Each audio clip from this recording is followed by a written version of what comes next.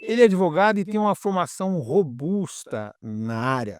É pós-doutor em direito social, doutor em ciências sociais e mestre também em direito social. Além disso, tem vasta, larga experiência nos processos de aquisição, fusão e incorporação de instituições de ensino superior, tanto na capital do país como em várias regiões do Brasil. É membro do Conselho de Educação do Distrito Federal, onde preside a Câmara de Educação Superior.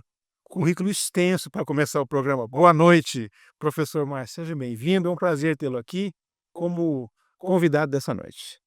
Boa noite, Conrado. Boa noite, amigos.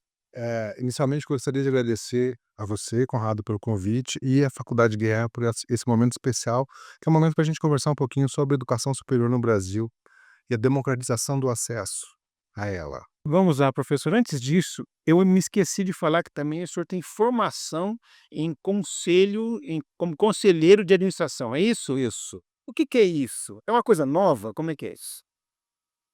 Essa formação. Eu fiz a formação, Conrado, em 2019, no IBGC em São Paulo, né, visando justamente um trabalho nos grupos educacionais. Houve uma tendência nacional do estabelecimento de grupos educacionais, e esses grupos eles precisam de profissionais, experienciados e com titulação, que conheçam o dia a dia das universidades. Então, com foco nesse perfil de mercado de trabalho, eu busquei a formação em conselho de administração e hoje eu atuo em 2 grupos educacionais de porte regional no Brasil. E o que ele faz na prática, o conselho? Desculpe interromper, um conselheiro de administração numa instituição de educação superior, qual que é o papel dele? Vamos lá, a função do conselheiro ela se dá em todas as grandes empresas, e nas organizações educacionais, ela tem um papel especial além do caráter corporativo, porque ele avalia no seu nos seus conselhos todas as estratégias acadêmicas de crescimento e financeira das instituições de ensino. Então, todas as decisões nos grupos educacionais que partem das suas diretorias, das suas coordenações, elas vão até um conselho e esse conselho delibera pelo prosseguimento ou não, ou pela mudança das Ou estratégias seja, das organizações. o conselho ele é Ele é um órgão consultivo e, em algumas instituições, inclusive executivo. ou seja, ele sempre é acionado a partir dessas necessidades de grandes decisões. Ele, em regra, sim. Ok.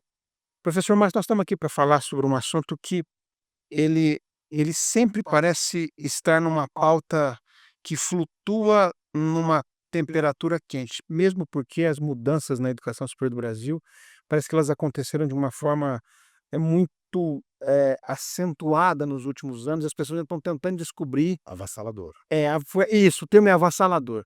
Estão tentando descobrir como se recolocar, se posicionar, eu falo isso das pessoas, e também falo das próprias instituições de ensino, especialmente as particulares. É senso comum dizer hoje que e o senso comum às vezes é perigoso, Muito. mas, no sentido de se dizer que as faculdades particulares, as instituições particulares, especialmente as pequenas, elas são as grandes responsáveis, em certa medida, pela democratização do acesso ao ensino superior. A velha história de quem tem mais dinheiro consegue se preparar nos melhores colégios particulares durante a educação básica e depois consegue entrar nas públicas. E aquelas pessoas que têm menos posses, elas acabam tendo que cair nas particulares, onde o processo seletivo é um pouco mais fácil, mas é a chance que elas têm de mudar de vida. Qual é hoje o papel das instituições de ensino particulares, média, pequenas, até as grandes, nessa democratização? Realmente esse é o papel ou isso é uma constatação,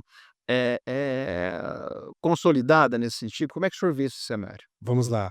Conrado, eu vou te passar números. Censo 2024, divulgado semana passada. Uhum. 81% das matrículas da educação superior no Brasil privadas. 81. 81%. Uhum. Crescimento anual gradativo sólido de matrículas privadas. Desse número de privadas, há um percentual significativo no EAD. Vamos falar sobre democratização de acesso. Eu sempre gosto de dar um exemplo de ordem pessoal. Vamos lá. Há 30 anos, no interior do Rio Grande do Sul, uma pequena cidade abriu uma faculdade privada, uma fundação. Uhum. E eu tive o prazer e a felicidade de receber uma bolsa de estudos de aluno carente, onde eu fiz a minha graduação, Nessa nessa universidade privada, no interior do Rio Grande do Sul. lá numa cidade pequena do estado, Da fronteira com o Uruguai, pequena e pacata São Gabriel, no Rio Grande do Sul. Isso mudou a minha vida e da minha família. pela instituição privada pequena ou Pública, entendi. interior do estado. Isso mudou a minha vida. Naquela época, a gente não tinha 82% no privado. As faculdades estavam só começando. Não houve um proce não havia ainda o processo de interiorização da educação superior. A instituição privada pequena também muda vidas, então? Muda muito. Ela que muda vidas. E por que que ela? O que que você enfatizou? Por que que ela? Porque ela está onde o aluno pode chegar. Hã. Gostei da frase, professor. Ela Tá está aonde onde o o aluno aluno pode pode chegar chegar. e aonde ele pode conseguir o acesso. Ele não E conseguiria de outra forma, com todas as falhas de formação, as dificuldades, aquela coisa toda. todas as instituições mudam vidas, todas. Mas quando a gente fala que 82% dos alunos, 81, aliás, por cento dos alunos estão nas privadas, é ela que muda a vida. É a constatação estatística. Estatística, o censo diz isso, não é o Conrado, não é o Márcio, não é o Marcelo que está aqui nos acompanhando, o censo da educação superior mostra isso. Isso não é de agora. Isso vem de décadas, desde que houve um processo de expansão da universidade privada, desde que houve um processo de interiorização da universidade privada e desde que houve um processo também de expansão da universidade pública, que ela também tem seu papel, que é fundamental. Mas ela é muito elitizada ainda, em certa medida, não é a pública? Existe, Conrado, existia essa uma verdade como uma verdade absoluta. Hoje não mais. Hoje ela não é tão absoluta assim. Por quê? Houve o processo de interiorização da universidade pública, As cotas. as políticas de cotas, que é significativa, Uhum. e houve a oferta noturna da universidade pública. Então ela começou a alcançar um público que ela não atingia. Mas mesmo assim o funil ainda é muito O fechado. funil é fechado, porque o número de vagas não atende. Quando a gente fala aqui em vagas, né, se ela responde por 19% das matrículas do Brasil, significa que tem 81% fora. Ou seja, as universidades particulares, faculdades particulares, pequenas instituições médias, elas continuarão tendo um papel fundamental. Mais do que fundamental, porque ainda assim o nosso, o nosso plano, a nossa meta no Plano Nacional de Educação é chegar a 33% dos alunos de 18 a 30 anos no ensino superior. E Hoje só se vai conseguir a isso gente só está com 20%. Só vai conseguir isso com com as particulares. política pública, Uhum. política pública de expansão, que já existe, mas, ela tem que se aprimorar, a política pública de financiamento, que precisa voltar. Que ela em governos passados ela foi extinta e hoje lá no passado ela funciona bem, em governos recentes ela foi extinta e hoje tem um ela recomeça, então a gente precisa consolidar de novo as políticas públicas de funcionamento e principalmente qualidade na oferta de instituições privadas. Vamos lá. Aí qual é o desafio que a gente nota e que a gente constata, até com outros entrevistados aqui nessa bancada? Existe o desafio dessa democratização não se transformar num pesadelo, ou seja, porque a instituição ela tem que conseguir oferecer com qualidade, mas ela também tem dificuldade de se manter por conta das próprias características. O aluno não tem condição de pagar muito, então como é que resolve isso, professor? O senhor que tem essa experiência de aquisição, de fusão, de incorporação, a grande comprando a pequena resistindo, a média sendo heróica. Como é que uma faculdade pequena ou média, ela consegue equacionar isso? Ou seja, oferecer qualidade para garantir uma democratização de fato, sem comprometer a sua saúde financeira, já que ela é particular. Vamos lá, né, não existe a receita ideal nem a perfeita, mas existe um fator que é primordial, Vamos lá. qualidade na oferta do serviço. E como é que a Localize qualidade localiza o teu nicho de mercado, e a gente está falando de mercado agora. Qual é o teu nicho de mercado? Eu vou trabalhar direito para concurso público e oferece esse nicho? é um exemplo, Hã. oferece um curso de direito com capacidade para que as pessoas saiam dali da formação aptas à aprovação no concurso público que elas desejam. Hum. Então, esse é um exemplo. Ah, o meu nicho é segurança pública, então a minha formação tem que ser adequada para que esse meu aluno saia depois de 2 ou 3 ou 4 anos, o tempo de duração do seu curso, apto à aprovação naquele concurso público ou para fundar, criar uma empresa de segurança privada ou para trabalhar na área de segurança pública, enfim, para aquilo que ele escolheu para si. Então, quem é que vai fazer essa métrica? É a inteligência da instituição. ela vai entender o mercado, ela vai entender que Vai se público entender, vai vai entender a si mesma. ela entender o público-alvo que ela quer atingir, vai ver como é que ela vai conseguir a melhor prestação de serviço, com um preço Dentro daquele nicho. possível para aquele nicho e para aquele público que ela quer atingir. Então, aí é inteligência interna, quem são os gestores dessas instituições e o que que eles buscam, né. E principalmente, né, entender que o aluno de hoje, em regra, ele não é mais o aluno de 20 anos, né.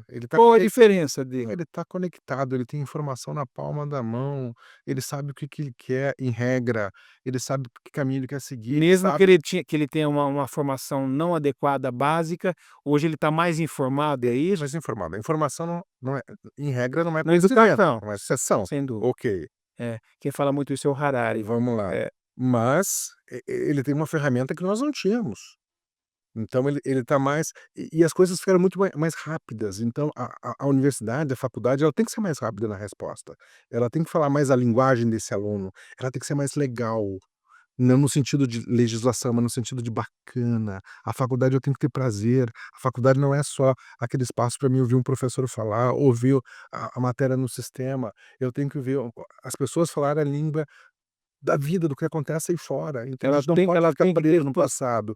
Existe a ritualística em determinadas a carreiras, liturgia, a né. liturgia de Tá. determinadas carreiras, sem dúvida, a gente não pode esquecer disso dentro do ambiente acadêmico, né, porque tem uma trajetória, a graduação é só o começo de uma trajetória acadêmica, mas eu também não posso virar as costas para a vida, e a vida é muito mais dinâmica e muito mais rápida que no passado, e a faculdade tem que falar essa linguagem. Ou seja, o setor mudou, Mudou. a educação mudou, as regras do jogo viraram de ponta cabeça, Os professores precisam mudar. ou seja, a mentalidade às vezes atrapalha o desenvolvimento. E os gestores têm que acompanhar essas mudanças e aceitá-las. E olhando para fora, não para dentro, nem para trás. Como assim olhando para fora? Olhando para fora, olhando para a vida, quem é o aluno do ensino médio? Ou quem é o aluno que já Quem é o meu aluno? é que está no estoque, que terminou o ensino médio há 5 anos e pode vir para a faculdade, seja ela para qual for, para a tua, para a minha ou para outra. Quem é ele? Eu tenho que responder o que ele precisa. Não é dar um curso que ele quer, é o curso que precisa ser feito, mas diante de uma linguagem que ele vai compreender. E esse é um desafio Professor, então não grande. adianta mais o gestor da educação superior ou a instituição de ensino querer abraçar o mundo com as pernas. Ela tem que nichar, ela tem que procurar o seu nicho para buscar a sua sobrevivência e garantir educação de qualidade para aquela região, por exemplo. A Faculdade de Guerra, por exemplo, hoje ela atende muito bem as comunidades de Taguatinga e Ceilândia. E são os alunos dessas regiões que procuram a Faculdade de Guerra. Ela está descobrindo e exercitando o seu nicho. Ok.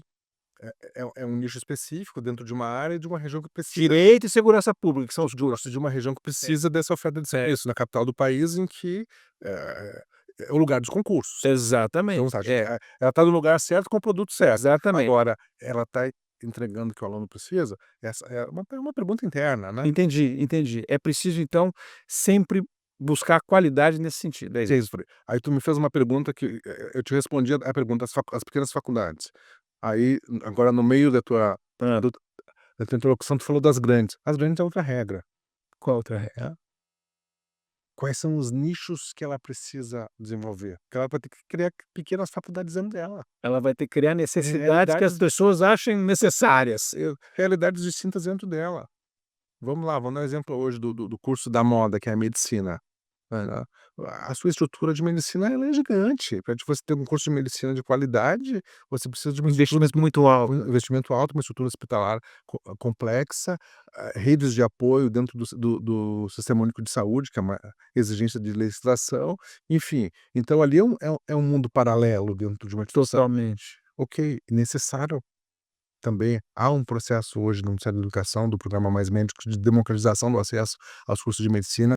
Agora vão sair esse ano ainda 95 novas faculdades no Brasil, todas dentro de um controle de política pública, mas é uma lógica completamente diferente no campo de vista da estrutura do que a gente fala, por exemplo, de um curso de de Direito. de direito. Professor, mas a explosão da quantidade não é um risco para a qualidade? Ou não necessariamente? Vamos lá, a gente já vivencia isso de ângulos distintos. Quando a gente fala que nós estamos muito longe do Plano Nacional de Educação, a gente não tem aluno suficiente ainda, é uma realidade, o Brasil está aquém de outros países da América Latina. Ok, Sobram vagas. sobram vagas, a gente precisa colocar mais alunos dentro das instituições, No entanto, a gente precisa ter o cuidado com a avaliação de qualidade. Então, E ela que vai te fazer sobreviver, na verdade, né. é exatamente isso. Uhum. Porque se você entrar numa lógica de mercado enquanto faculdade, digo você Conrado, digo você concorrente, Entendi. uma lógica de mercado enquanto faculdade, e se você for uma faculdade pequena, a sua tendência é desaparecer, porque o aluno não vai enxergar a vantagem de estar ali naquela prestação de serviço e vai buscar o concorrente. Quem sabe um pouquinho mais, um Tem pouquinho menos de mensalidade, mas que tem tem uma que fazer a tem uma tem que oferta fazer o dever de casa, o de dever de casa. qualidade de casa. Casa, não tem outra saída, é a única. E para as empresas educacionais muito grandes, para essas companhias de capital aberto, por exemplo, é ainda mais difícil, porque o aspecto da pessoalidade, do cuidado humano fica muito distante. A gente aqui na guerra, a gente tem uma experiência bastante positiva nesse sentido.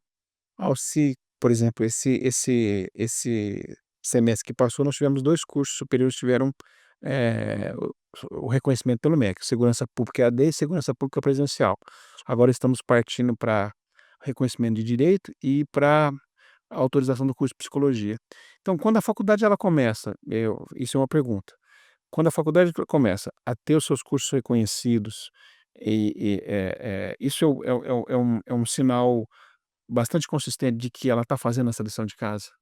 É a prova da lição de casa, né. É a prova da Quando lição uma de casa. quando uma faculdade é autorizada, ela faz uma proposta ao MEC, e o MEC aceita a sua proposta. Ele está confiando nessa instituição. Quando veio o reconhecimento, mostra a proposta foi cumprida.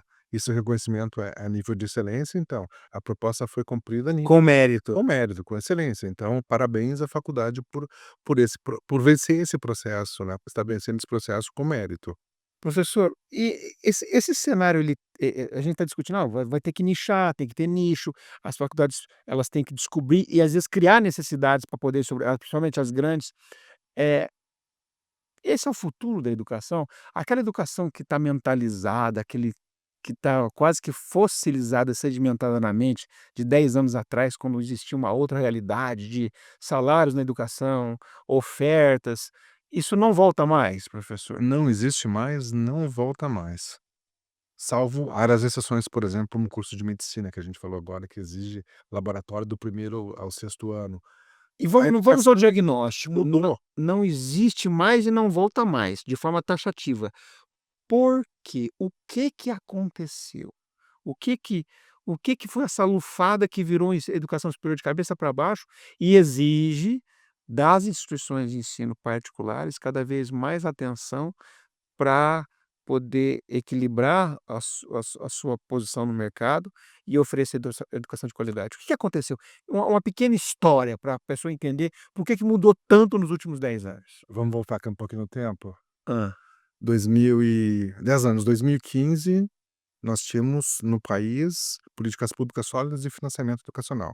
As pessoas Aos Os borbotões. borbotões, era uma política pública de um governo federal. As pessoas realmente tinham a oportunidade de ir para dentro da universidade. O FIES era o grande pai. FIES, o ProUni, o ProUni, que é super uma política pública extremamente democratizante, tem até hoje, era um pai para todos, né. O governo, ele Então estava enchendo as faculdades de você alunos. não precisava ter fiador, você não pagava o juro era subsidiado, não era sistema financeiro, era Caixa Econômica Federal, vai, matricula e te gradua. E isso acabou viciando as instituições, né, porque ela falou: "Olha, Muitas ficaram independentes. Isso foi um grande equívoco.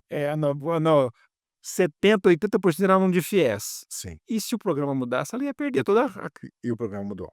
2016 o programa mudou, cortou. cortou com a mudança de governo federal, não entraram contratos naquela mesma quantidade e as regras do jogo mudaram, né, mudaram para regras do sistema financeiro. Ou seja, Depois aquela faculdade que estava alavancada pelo FIES, ela teve problemas. todas tiveram, que tinham a sua base em FIES, todas tiveram problemas significativos. Então esse até é um dos fatores da venda de alguns grupos, até os vezes de algumas Desaparecimento. falências, desaparecimentos, operações judiciais. Então vamos dar um passo. Aí, junto com o fim da política pública, houve a oferta do EAD. 2016, o governo federal, através de uma portaria do Ministério da Educação, ele autorizou todas as faculdades credenciadas EAD a abrirem sem avaliação do MEC 250 polos no Brasil. Ou seja, Virou uma panaceia. virou. Isso, ficou muito confuso. Agora, em 2025, houve E deu uma ajustada. que deu uma ajustada para daqui a 2 anos. período de transição. Então, 10 anos, e aí os grandes grupos nacionais eles entraram em concorrência. E a gente vê esses cartazes na rua, esses outdoors aí de faculdade a 49 e ninguém consegue, quem trabalha no meio não consegue compreender como é que a conta fecha ou que a conta não fecha. Entende? Ninguém consegue fazer algo tão bom por um preço tão baixo. Então, por isso que o MEC agora agiu, mas passou 10 anos. Então vamos lá, tu me pediu um recorte da antena. Eu tô em 2016, 17 foi essa portaria do EAD, então o EAD mexeu na estrutura, as pessoas começaram a buscar o EAD por preço, Tinha, por o cara necessidade, não tinha fazia, financiamento público, mas não acabou, mas tinha o EAD. tinha o EAD. Então foi a forma de Baratinho, não gasta nem gasolina pra estudar. isso. Gasta Aí transporte, existia preconceito com o EAD. mas hoje ele é uma realidade. 2020, pandemia muda a regra do jogo. Dá para fazer pro EAD, todo mundo descobriu que dava para fazer pro EAD e que não precisava ter preconceito. Quem tinha preconceito ficou obrigado 2 anos dentro do EAD, dentro do que era possível e viu a E comodidade, que era o caminho. e é o caminho. É o caminho, É professor? um bom caminho. É um caminho. Mesmo com essas mudanças que foram feitas agora pelo MEC, que é Eu vou chegar lá. Vamos lá, eu tô lá em 2020, Conrado, tu já tá chegando aos 25. jornalista senhor, As pessoas entenderam que podia fazer. Tanto que, quando chegou 2022, o final ali mesmo da pandemia, não queriam voltar para o presencial. E aí criou aquela figura que a gente chamava de híbrido, hoje chama de semipresencial. Então nasce o híbrido, né, que, por exemplo, eu não sei a realidade aqui da faculdade, mas provavelmente o curso de direito opera assim, ou curso de tem uma parte que você faz, aquele percentual de hã, de de aulas remotas. Então isso é possível, né. O é problema possível e inafastável já, né. não, inafastável. E hoje, vamos lá, vamos voltar ao censo, né, a gente começou pelo censo, vai falar de censo agora. O censo mostra que o número de alunos EAD ultrapassou o presencial no Brasil, agora. Pela primeira vez, Primeira vez virou, fez isso aqui, né. virou e vai continuar. O que que o MEC fez? Por que vai continuar? Porque dá para fazer. Entendo. Eu vou chegar no Hã, regulatório, eu vou chegar em 2025, tá. hã. Então vamos lá, 2025, como a gente tinha passado por fim do financiamento público, que foi um baque para as instituições e para os alunos, ao mesmo tempo uma abertura desenfreada do EAD, né, que aumentou o número de matrículas, compensou a falta de financiamento. Foi uma estratégia governamental, que foi eficaz, porque preencheu uma lacuna. O que que ocorre? Aí veio a pandemia, mostrou que era possível.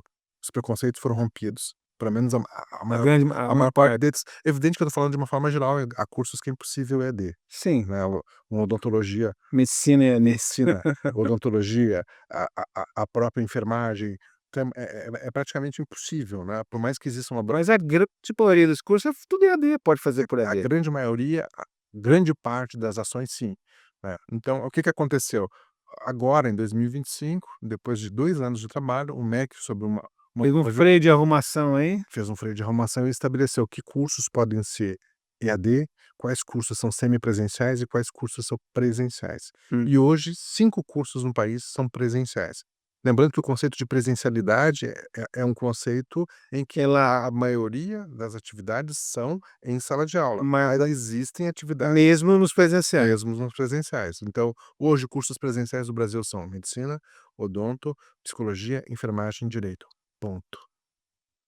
Nós Então, estamos abrindo psicologia.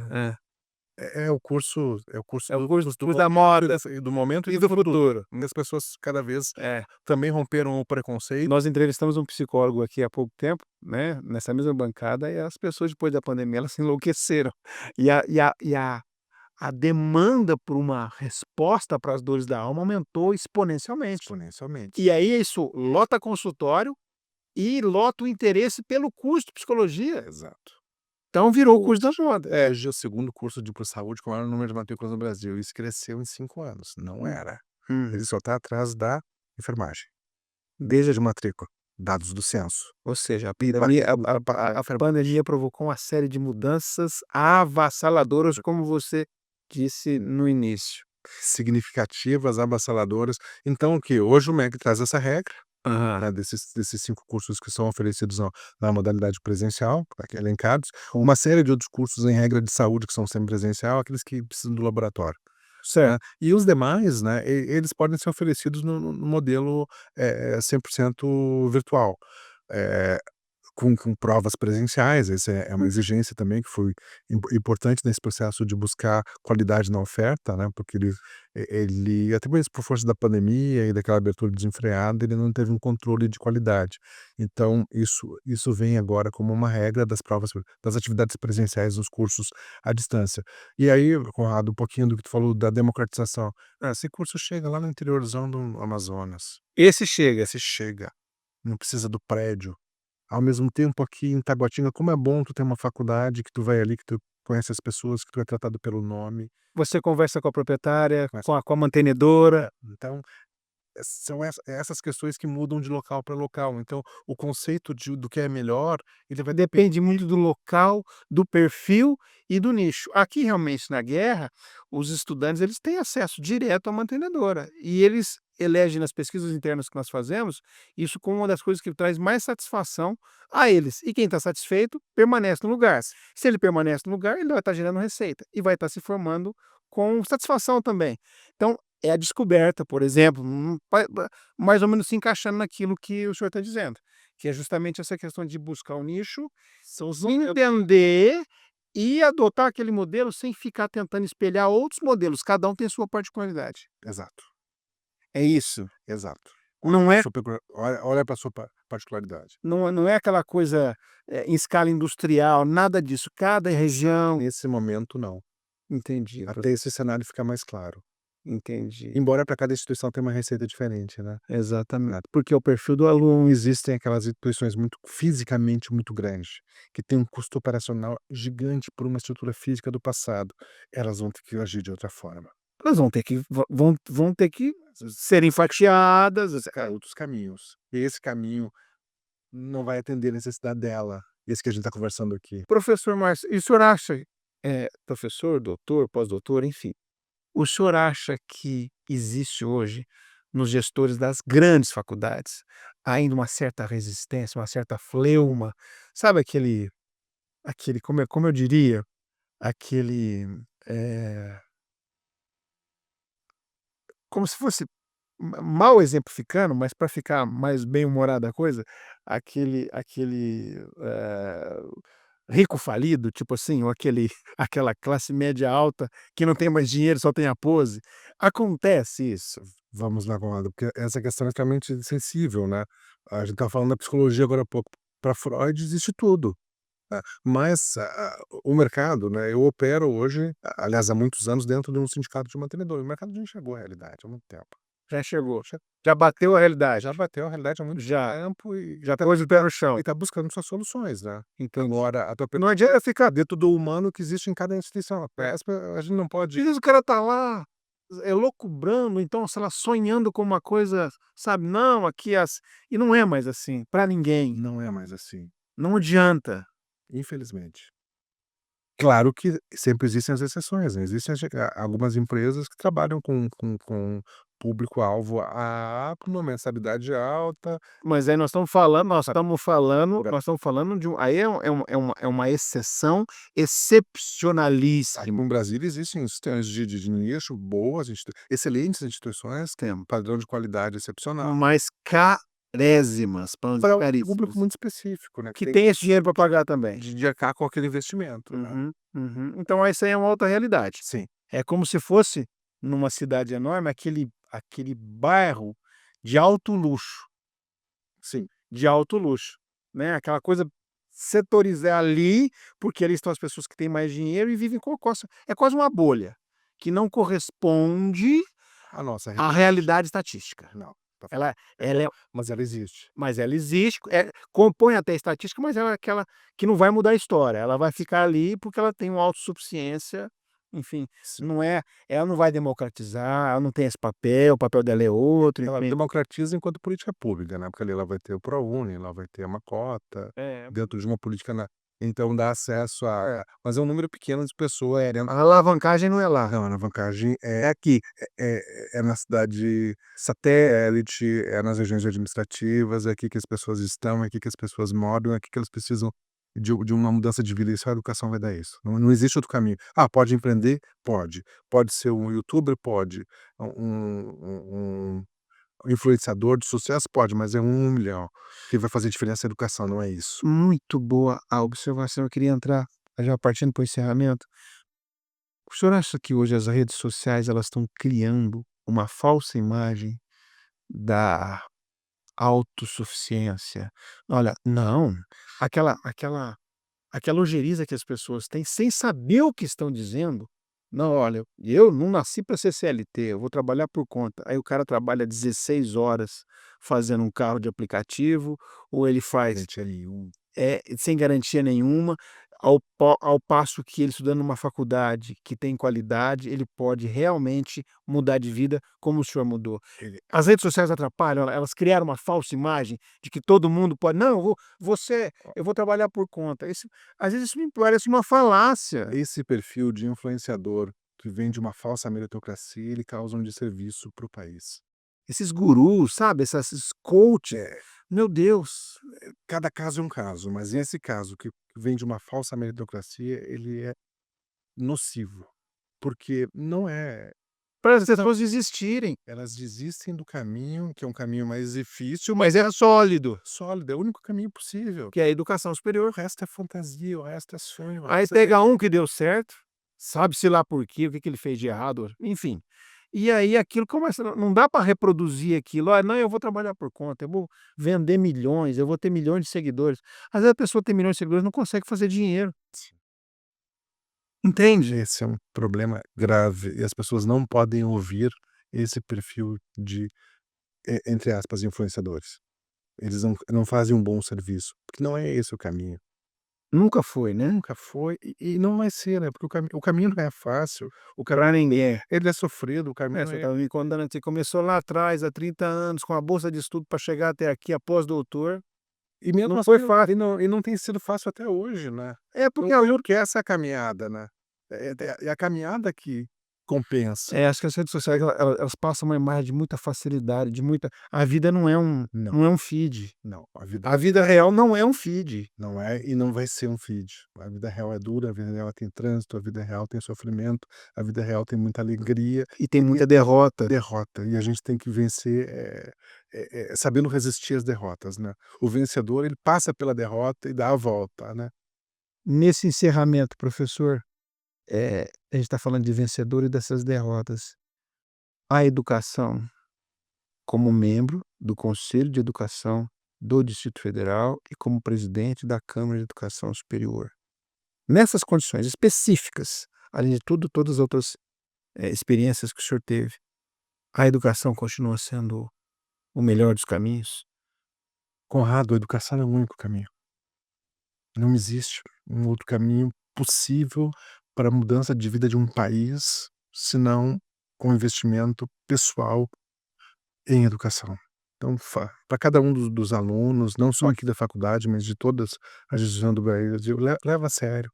Leia, leia, leia, estude, leva a sério. A tua hora vai chegar, a tua vida vai mudar e vai passar por aqui.